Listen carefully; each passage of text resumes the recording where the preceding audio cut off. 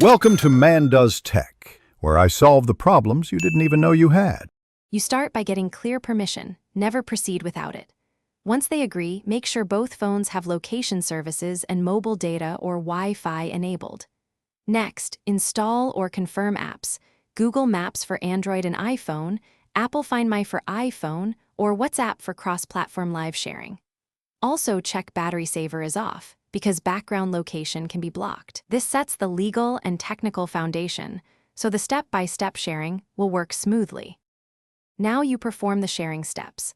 On Google Maps, tap your profile, choose location sharing, select the contact, and pick a duration. This sends a live link. On iPhone, use Find My, open People, tap Share My Location, or set up family sharing to see family devices continuously.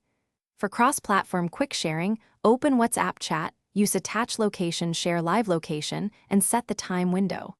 Make sure the recipient accepts each prompt. That confirmation is what authorizes access. To finish, confirm the map shows their live position and that the app indicates active sharing. If updates stop, first check basics.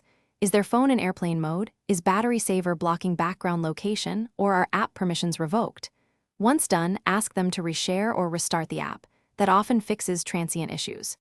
If you both need continuous, lawful tracking for dependents, consider carrier family locator services or official device management with explicit consent. Always respect privacy and Thanks for watching.